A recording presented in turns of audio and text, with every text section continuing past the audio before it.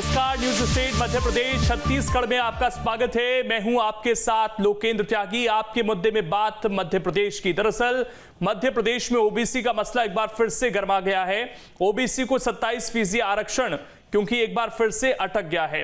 दरअसल हाईकोर्ट ने पीएससी 2019 की परीक्षा में ओबीसी को 27% आरक्षण देने पर रोक लगाते हुए 14% आरक्षण ही दिए जाने का आदेश दिया है। ऐसे में सवाल यह है कि ओबीसी आरक्षण को लेकर अब सरकार अगला कदम क्या उठाएगी। आज इसी पर करेंगे चर्चा। कुछ खास मेहमान भी हमारे साथ जुड़ेंगे, लेकिन उससे पहले आज की रिपोर्ट आप देखिए।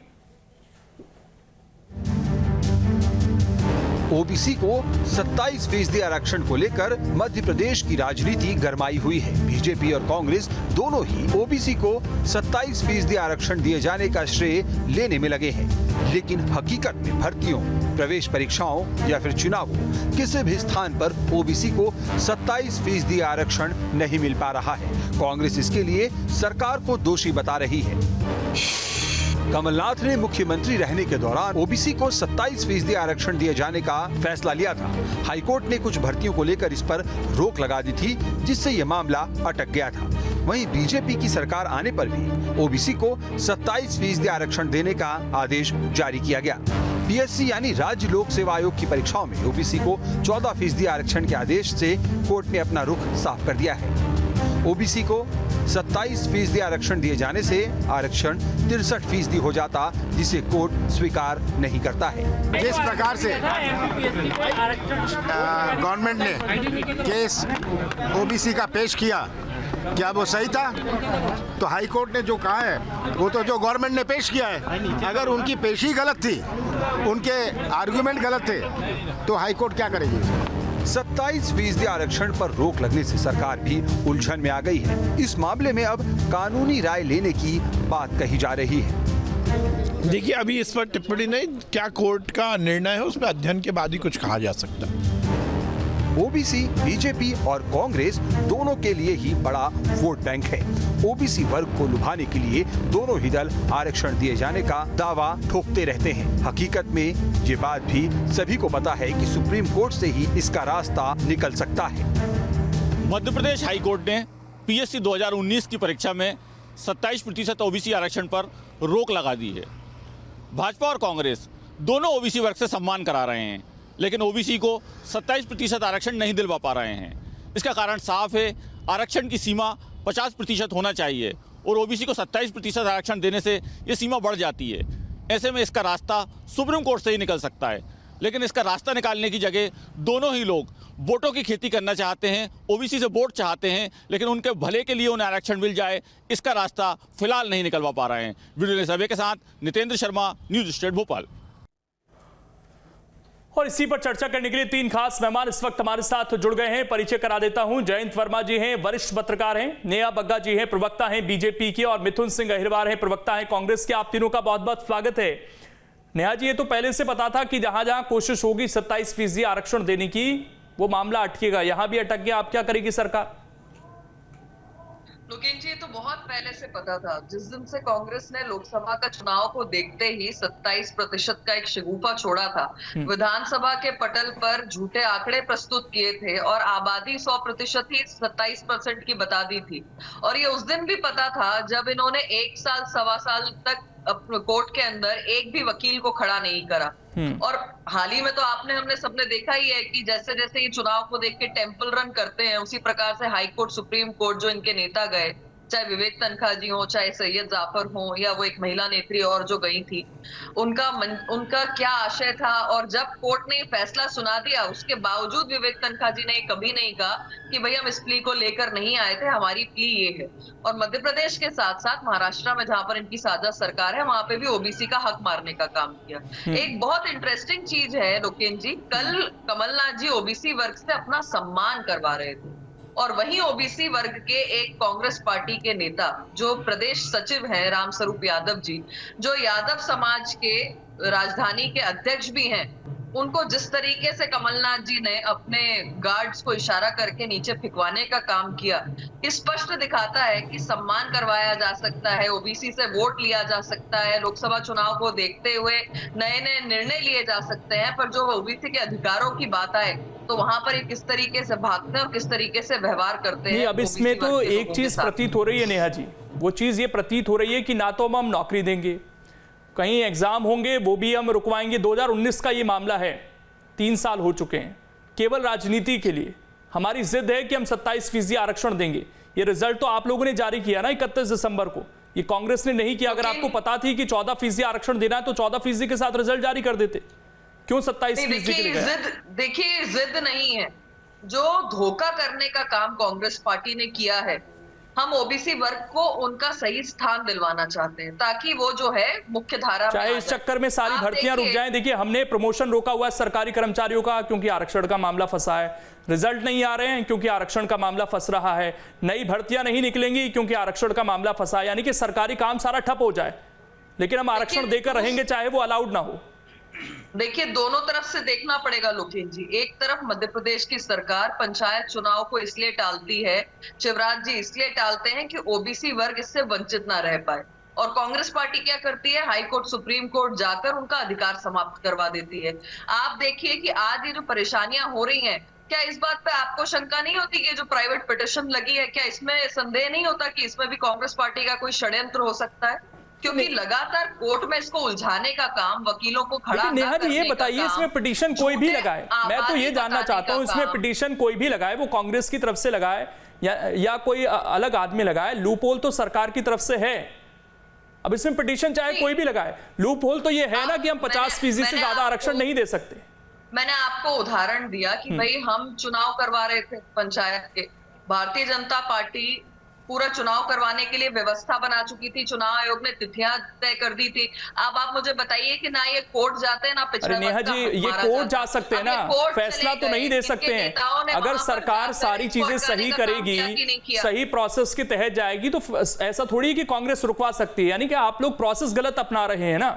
जब 27% अलाउड नहीं है तो नहीं है, सीधी सी बात है। जब वो अलाउड हो जाए कोर्ट से तो आप उसको लागू कर दीजिएगा, लेकिन अभी उसमें सारी चीजें ठप पड़ जाएं, हमारे प्रदेश में चुनाव ना हो, भर्तियां ना हो, ये कितना सही है? हम कितने सारे हमारे कर्मचारी रिटायर हो गए आरक्षण के चक्कर में, उन्हें प्रमोशन नहीं मिल पाए। तो यही चलता रहेगा सिलसिला। सभी बातों से मैं आपकी सभी बातों से सहमत हूं और ये चिंता का विषय भी है।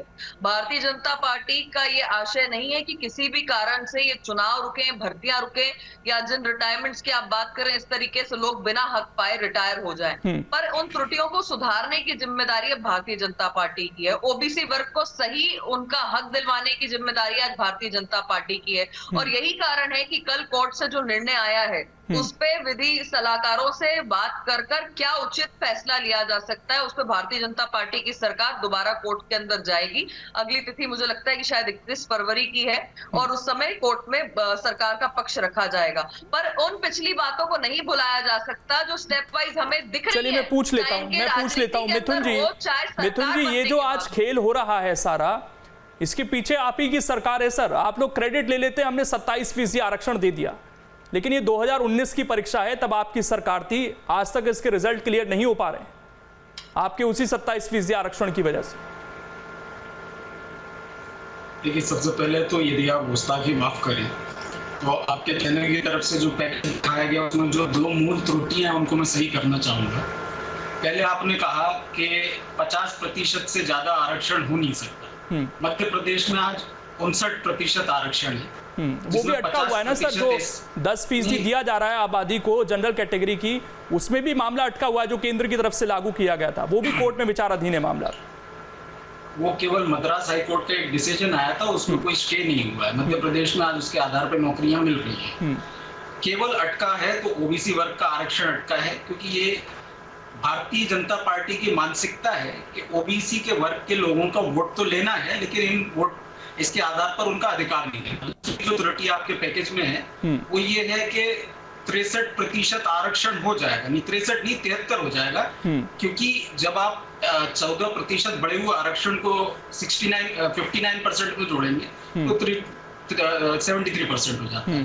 तो भारतीय जनता पार्टी क्योंकि इसी तरीके के भ्रम में लोगों को रखना चाहती है, मैं जनता को सच्चाई बताना चाहूंगा। 1982 में जब महाजन आयोग बनाया तो हमारे मुख्यमंत्री अर्जुन सिंह जी ने बताया, जिसके डेटा में ये बात सामने आई कि मध्य प्रदेश में ओबीसी को जो आबादी है वो 50% से ज्यादा है। उसके बाद ओबीसी समाज को पहली बार यदि मध्य प्रदेश में आरक्षण दिया तो वो दिग्विजय सिंह जी की सरकार ने 14% आरक्षण 1993 में दिया। उसके बाद 2003 में उस आरक्षण को बढ़ा करके 27% दिया गया और उसके बाद से भारतीय जनता पार्टी के 3 मुख्यमंत्री हुए जिन्होंने इस आरक्षण को रोकने का काम किया। इनके वकील कोर्ट में जाकर के कहते हैं कि ये 50% की कथित सीमा का उल्लंघन है, इसलिए आप आरक्षण मत दीजिए, हमको बढ़ा हुआ आरक्षण नहीं चाहिए। और यही कारण है कि बार बार आरक्षण को निरस्त किया जाता है, बढ़े हुए आरक्षण को। और यही जो भारतीय जनता पार्टी की जो सरकार है, आप देखें कि कैसे 15 साल में इस आरक्षण को बढ़ाया नहीं गया और जब हमारी सरकार आती है, जब उस आरक्षण को बढ़ा दिया जाता है तो इनकी सरकार आते ही फिर से वो आरक्षण कैंसिल कर दिया जाता है। इसका कारण ये है कि भारतीय जनता पार्टी दिखाने के लिए कहती है कि पहले हमारे वकील महंगे वकील नहीं थे, अच्छे वकील नहीं थे, तार्किक वकील नहीं थे और अब हम अच्छे वकील करेंगे। और अच्छे वकील करने के बाद का आप नतीजा देख लीजिए कि फिर से आरक्षण कैंसिल हो गया। भारतीय जनता पार्टी मूल रूप से आरक्षण विरोधी पार्टी है, जिसने पहले एंग्लो इंडियन समुदाय का आरक्षण खत्म किया, फिर आईपीएस में जो फिजिकली हैंडीकैप्ड समुदाय है उनको 4.5% का आरक्षण खत्म किया, फिर उत्तर प्रदेश में जो महिलाओं को राशन की दुकान में आवंटन का आरक्षण मिलता था वो खत्म किया। और भारतीय जनता पार्टी ने हमेशा इस बात का प्रयास किया है कि झूठ बोल करके जनता को भ्रमित करके वोट तो लिया जाए लेकिन इन वर्गों को उनका अधिकार नहीं दिया जाए। मैं आपको तारीख के साथ बताता हूं, ये जो झूठ भारतीय जनता पार्टी के लोग बोलते हैं, 14 अक्टूबर 2019 को जबलपुर हाईकोर्ट में हमने ये आंकड़ा रखा कि मध्य प्रदेश में 1982 में 1,95,00,000 की आरक्षण ओबीसी समाज की आबादी थी। तो उस समय मध्य प्रदेश की 3,90,00,000 की आबादी का 50% थी ओबीसी की। हमने कहा कि 2011 की जनगणना के अनुसार 7 करोड़ की जो मध्य प्रदेश की आबादी थी उसमें 3,66,00,000 24,550 लोग ओबीसी समुदाय को बिलोंग करते हैं। लेकिन क्योंकि कोर्ट्स की ये रिक्वायरमेंट होती है कि आपको पिछड़ेपन का डेटा देना होता है, आपको उनकी जनसंख्या बतानी होती है, आपको उनकी एफिशिएंसी और उनका रिप्रेजेंटेशन बताया होना होता है, और यही काम भारतीय जनता पार्टी करती नहीं है, जिसकी वजह से बार बार इस आरक्षण को कैंसिल किया जाता है। और हमारी साथी ने बहुत अच्छी बात कही कि हमारे एक पदाधिकारी को सीधा सा सवाल है मिथुन जी, एक सीधा सा सवाल है, जब आप लोग लागू कर रहे थे तब ये सारी चीजें क्यों नहीं रख पाया, ये क्यों अटका? मैंने यही आपसे जिक्र किया। हमने लागू किया, इसको पास किया और 24 अक्टूबर 2019 को हमने जो जाति आधारित जनसंख्या का डेटा देश में अगर पहली बार किसी सरकार ने रखा है तो मध्य प्रदेश की कमलनाथ सरकार ने रखा। लेकिन इसके साथ साथ आपको एडिक्वेट रिप्रेजेंटेशन का डेटा भी रखना होता है। इस डेटा को कंपाइल 15 साल में किया जा सकता था, जो कि भारतीय जनता पार्टी ने उस डेटा को दबा लिया। यही कारण है कि इस आरक्षण को निरस्त किया गया। तो ये मतलब है ना कि आप लोगों ने बिना डेटा कंपाइल करे पहले आरक्षण दे दिया। पहले आप लोग ये काम कर लेते, लेकिन आप लोगों को क्रेडिट चाहिए था, इसलिए आपने भी तो होमवर्क पूरा नहीं किया ना अपना। आप ये बात खुद मान रहे हैं। ओबीसी समाज को जहां तक अधिकार देने की बात है, जब आप ऑर्डिनेंस बनाकर नहीं, आपने होमवर्क पूरा किया था। अगर किया था तो फिर कैसे अटक गया? जो प्रोसेस आप समझा रहे हैं यहाँ पर बैठकर, वो प्रोसेस क्यों नहीं पूरा हुआ, मैं तो ये जानना चाह रहा हूँ। हमारी सरकार पहले आरक्षण दिया, उसके बाद हम प्रोसेस करेंगे, ये कांग्रेस की कोशिश थी। क्योंकि उस समय तक हमसे वो डेटा नहीं मांगा गया था। जब हमसे जनसंख्या का डेटा मांगा तो हम लोग 24 अक्टूबर 2019 को रखा। भारतीय जनता पार्टी ने पूरे 15 साल में ना जनसंख्या का डेटा रखा, ना रिप्रेजेंटेशन का डेटा रखा और ना ही कोई अन्य डेटा रखा जो कि कोर्ट्स मांगती हैं। तीसरी बात मैं कहना चाहता हूँ कि बड़ा बुरा लगा हमारी भारतीय जनता पार्टी के प्रवक्ता साथी को कि एक पदाधिकारी को मंच से उतार दिया गया। उनका वीडियो बाद में जारी हुआ, वो भी मैं भेज दूंगा। लेकिन उस व्यक्ति का पता कर लीजिए वो किस वर्ग का था जिसको मुख्यमंत्री शिवराज सिंह चौहान जी ने अपने हाथों से पीटा था, अपने सुरक्षा कर्मी को। तो सर एक बात बताइए, डेटा बनाने में कितना समय लगता है आप लोगों को? देखिए 15 साल तो नहीं लगते। नहीं, 15 साल की बात मत कीजिए, मतलब 3-4 साल लग जाते तो 3-4 साल तो आप भी नहीं दे पाते, लोग इंतजार करते। नहीं, हमसे जब डेटा मांगा जाता हम देते, हमसे जब जनसंख्या का डेटा मांगा गया हमने दिया। भारतीय जनता पार्टी के जो वकील हैं तो उन्होंने 2020 में कोर्ट में जाकर के ये कहा कि ये जो आरक्षण है इसको आप 14% पर ही रहने दीजिए और हम भर्तियां इसके आधार पर हम लोग कंटिन्यू करते हैं। तब जाकर के कोर्ट ने उसको कैंसिल किया। अगर ये रिप्रेजेंटेशन का डेटा रखते, अगर ये अपनी बात को सही रखते, लेकिन भारतीय जनता पार्टी के लोग तो वहां जाकर के कहते हैं कि ये 50% की सीमा का उल्लंघन है, इसलिए कोर्ट जो है उसको कैंसिल कर देते हैं। तो भारतीय जनता पार्टी को चाहिए कि संविधान की स्टडी करे, और यदि 50% की सीमा का भी उल्लंघन आपको करना है तो 9th शेड्यूल में उसको डाल दीजिए, केंद्र सरकार को बोलिए, उसके बाद ये जुडिशियल स्क्रूटनी से भी बाहर हो जाता है। तो यदि इतने जानकार लोगों को हायर भारतीय जनता पार्टी करेगी तभी जाके इस वक्त की लड़ाई लड़ पाएंगे, नहीं तो इसी तरीके से कैंसिल होगा इन लोगों का आरक्षण। चलिए मैं आ रहा हूं आपके पास सर। जयंत वर्मा जी, सारी चीजें ठप मध्य प्रदेश के अंदर, मसला आरक्षण, सरकारें देना नहीं चाहती आरक्षण, या मसला कुछ और नजर आता है आपको कि अटका रहने दे, ना भर्तियां होंगी ना चुनाव होंगे, लेकिन हाँ हितैषी बने रहेंगे हम, ये सोच है? देखिए लोकेंद्र जी, इसको थोड़ा बुनियादी जो सवाल है उस पे जाना चाहिए हमको। आज भारत में और मध्य प्रदेश में हर जगह सरकारी नौकरों की जो तनख्वाहें हैं वो इतनी ज़्यादा बढ़ चुकी हैं। चपरासी को 25-25 हज़ार रुपये महीना मिलता है, जबकि प्राइवेट सेक्टर में कोई जाएगा तो वही काम करेगा तो उसको 5-7 हज़ार रुपये मिल जाए, वही बहुत है। तो ये जो सरकारी नौकरियों में इतनी ज़्यादा तनख्वाहें हो गई हैं, इसके कारण अब हर कोई चाहता है कि अब मुझे सरकारी नौकरी मिले, और ये भी मांग उठ रही है कि आबादी के अनुपात में हो। तो मध्य प्रदेश में 52% ओबीसी हैं, 20% आदिवासी हैं और 16-17% शेड्यूल कास्ट हैं। मतलब लगभग 90% के करीब तो यही लोग हैं जिनको की रिजर्वेशन चाहिए है, और रिजर्वेशन का सुप्रीम कोर्ट का ऑर्डर है कि भाई 50% से ज्यादा नहीं होना चाहिए। अब जब 50% की बात है तो उस समय जो डाटा दिए गए होंगे उसके आधार पे ये सारी बातें दी गई होंगी, पर सरकार को ये बात अब स्पष्ट करनी चाहिए कि किस कैटेगरी के, किस समाज के वर्ग के लोग सरकारी नौकरियों में कितने प्रतिशत हैं। तो अब उनका तो कहना है सभी लोगों का, ओबीसी का, शेड्यूल का, शेड्यूल ट्राइब का, कि भाई अधिकांश 50% से ज़्यादा जो पद हैं वो तो सब जनरल कैटेगरी के लोगों के लिए है।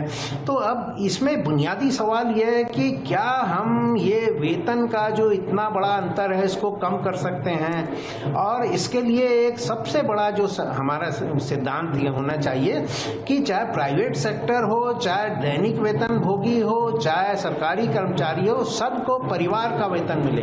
हमारे यहाँ पे क्या होता है, सरकारी कर्मचारी को एक आदमी काम करता है, 5 आदमी का वेतन मिलता है, और उसके कारण इतनी ज़्यादा तनख्वाह हो जाती है। और प्राइवेट सेक्टर में या सरकार में भी जो दैनिक वेतन भोगी हैं उनको मिलता है, एक आदमी काम करता है एक दिन, उसको एक दिन की तनख्वाह एक आदमी की मिलती है, और फिर छुट्टियों का भी कोई नहीं है। सरकारी कर्मचारी 200 दिन काम करता है, 365 दिन की तनख्वाह उठाता है, उसके बाद उसको वो भी मिलता है। जो मसला यही है ना सर जयंत वर्मा जी, जिस तरफ आप इशारा कर रहे हैं कि परमानेंट रखिए ही मतलब, ये जो आप एडहॉक पर रखिए, संविदा पर रखिए, तो बचे रहेंगे आप भी, आपको भी उन्हें ज्यादा सुविधा नहीं देनी पड़ेगी।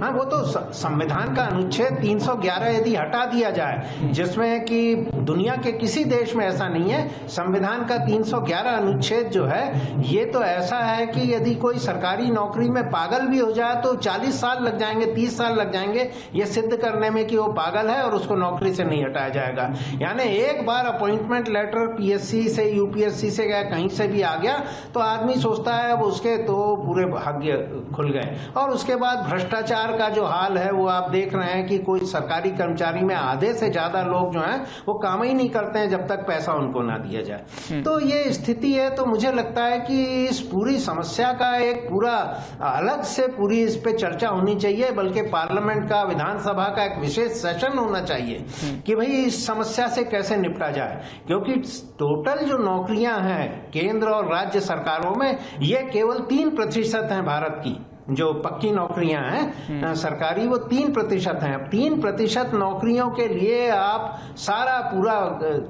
ये है तो सबको तो आप दे नहीं सकते हैं। तो कैसे हम एक विषमता जो है, इस विषमता को कैसे खत्म करें, इस पे चर्चा होनी चाहिए। मुझे लगता है ये चर्चा यदि नहीं होगी तो ये समस्या बनी रहेगी, और ये समस्या बनी रहेगी और झुंझुना दिखा दिखा के सरकारें कभी 5 साल के लिए आ जाएं, परंतु अब लोग इतना ज्यादा इंतजार करने में इंटरेस्टेड ही नहीं है। ठीक, नेहा भगत जी, एक सवाल यहां पर पूछा अहिरवार जी ने और सीधा कहा कि केंद्र में तो आपकी सरकार है, अगर आप लोग चाहते हैं तो अनुसूची 9 में डलवा कर दे दें आरक्षण, और केंद्र ये भी तय कर ले कि आरक्षण अब मिलना किस हिसाब से चाहिए। अगर जातीय आधार पर मिलना है तो फिर देश में लागू कर दें उसे, जिसकी जितनी जाति उसका उतना आरक्षण। लोकेंद्र जी, इनके लिए जब ओपोजिशन में रहते हैं तो ये वो सवाल पूछते हैं जो इन्होंने सरकार में रह के 75 साल में नहीं किया। आप मुझे बताइए, ये 15 साल की जनगणना की बात कर रहे थे, 75 साल देश को आजाद हुए हो गए हैं, पर केंद्र में कांग्रेस की सरकार रही। हमारे देश में कभी भी जनसंख्या की जनगणना नहीं हुई, कांग्रेस पार्टी ने कभी नहीं करवाई। अब नंबर 2, खुद ऊंट के पांव पालने में दिख जाते हैं, और यही कारण है कि मिथुन जी ने खुद इस बात को स्वीकार कर लिया कि भाई मध्य प्रदेश के पास डेटा नहीं था कि ओबीसी वर्ग के कितने लोग हैं, आबादी कितनी है। उसके बावजूद जो मैंने पूर्व में कहा था, ये सत्य हो गया है कि लोकसभा चुनाव से ऐन पहले इन्होंने झुंझुना जो है वो जनता को दिखाने का काम किया, ओबीसी वर्ग को भटकाने का काम किया। जब आपके पास जनसंख्या थी नहीं तो आप 27% का आरक्षण मांग रहे हैं, और विधानसभा के पटल में बता रहे हैं कि जो ओबीसी की आबादी है वो भी 27% की है। 100% आपने कहीं पे भी आरक्षण मिलते हुए देखा है क्या लोकेंद्र जी? और सबसे महत्वपूर्ण बात कि ये कोर्ट की तिथियां बता रहे हैं कि भी फलानी डेट को ये हुआ, फलाने को ये हुआ, तो आपने कोर्ट के अंदर कभी वकील क्यों नहीं खड़ा किया? मैंने तो खुद कमलनाथ जी के कई बयान सुने, आपके चैनल पर भी चला है कि कमलनाथ जी ने कहा कि हम वकील नहीं खड़ा कर पाए क्योंकि हम तो अपनी सरकार के उसमें उलझे हुए थे कि कैसे बचाएं, क्या करें।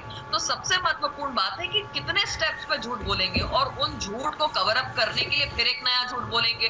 अभी कमलनाथ जी कह रहे हैं कि सरकार तथ्य नहीं रख पाई, इस वजह से कोर्ट में ऐसा हो गया।